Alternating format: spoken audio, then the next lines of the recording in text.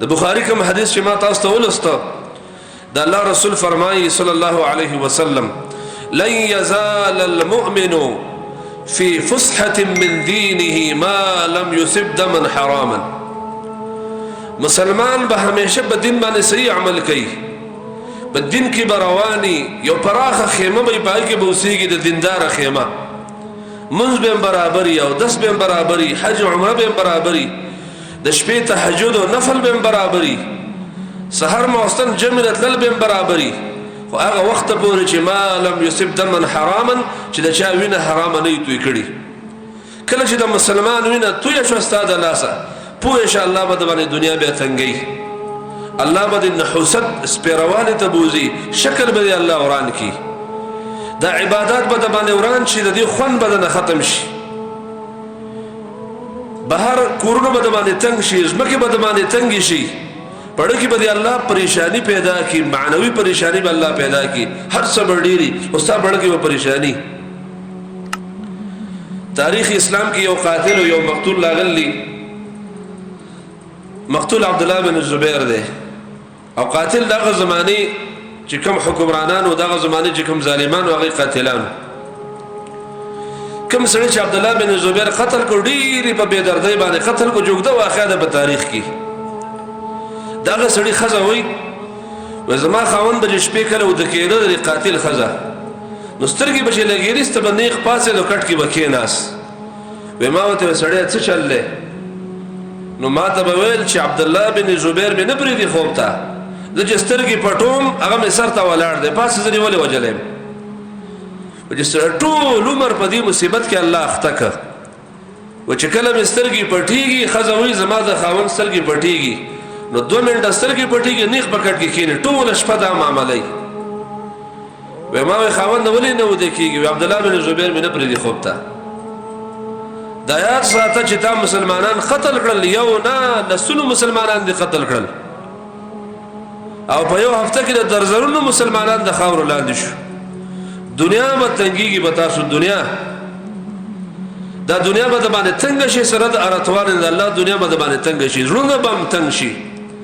د عبادت او خوندونه به خراب شي کچرته ټکه پکه مونږ ته یادو د دې خونه به تاسو به خبره مخکې نه خبره وي شاید چې رستم د دې عبادت له خونم الله نه خبره کی رسول الله صلی الله علیه وسلم فرمایلی دا عجیب حدیث ده لزوال الدنيا اهون عند الله من قتل رجل مسلم یو سړی په دنیا کې دومره لوی تخریب کاری چې دا ټول دنیا ورانه کړه خو انسان نه قتل کړي مسلمان نه قتل کړي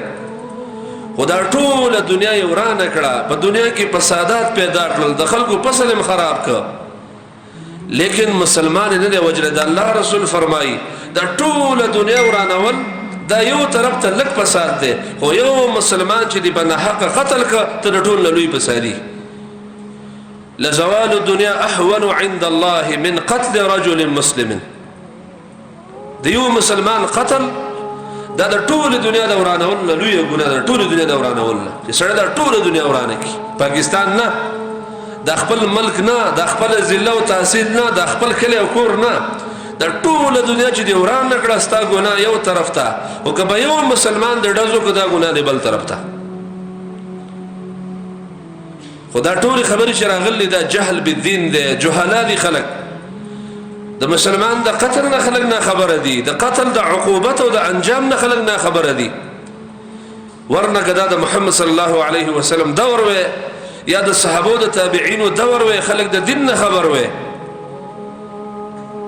خلکو د دا پته چې د مسلمان خلاف ټوپک استعمالول په جنازو کې مسلمانان قتلول هغه خپل چې کوم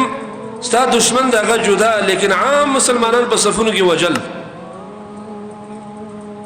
والله العظیم الله له سخت جواب سره ورکي سخت جواب قرآن کې دا کوم آیت چې ما ولستو دا قرآن کې د ټولو نه سخت آیات دی د سی آیات دلته حافظان شته په ټول قرآن کې نشته الله رب العالمین مسلمانانو ته د کافرو سزا ورول د قرآن کې د کافرو سزا یو مسلمان پښتون مسلمان هغه ته الله رب العالمین د يهودي سزا ورول د نصراني سزا ورول او د سویلی ومن يقتل مؤمنا متعمدا چا چې مسلمان قصدن قتل کو فجزاؤه جهنم نو سزای جهنم ده به یوازې جهنم نه دویمه ټاپه واوره خالدا فيها همیشه وبکې پروت دی درېمه ټاپه واوره وغضب الله عليه د الله په غضب کې اخته شوي څلورمه واوره ولعنه د الله په لعنت کې اخته شوي پنځمه واعد لهم عذابا عظیما الله بدله سخت سزا تم درکوي ګوره دا پنځه ټاپې الله لګولې او په سورۃ النساء کې لګولې دا وجه چې عبد الله بن عباس نه مچا تاسو کو سعید بن جبیر وایي صحیح بخاری کې راغلی دا آیات باندې چا لوستو نو ډیر به یریدل ډیر سخت ځکه دا قرآن کې سخت آیات دی چې الله مسلمان ته مؤمن ته کلمه ګو ته د کافر سزا ورول ده د يهودي سزا ورول ده ومن يقتل مؤمنا متعمدا فجزاؤه جهنم خالدا فيها وغضب الله عليه ولعنه واعد له عذابا عظيما دا سزا ده عبدالله بن عباس نه چا تاسو کو چې سبا د قاتل توبه قبلي کنه قبليږي وان له توبه د دې توبه څنګه قبليږي به دا آیات ولستو به یو فرمایل چې ما نسخها دا آیات اچا نه منسوخ کړي دا د حبر الامت فتوا ده چې کوم د نبی صلی الله علیه وسلم د طرز وې ده کوم چې د قران مفسر او ترجمان دی چې د الله نبی او ته دعا کړه دا د غفتوا ده چې مسلمان دی قتل کو الله د توبه نه قبلي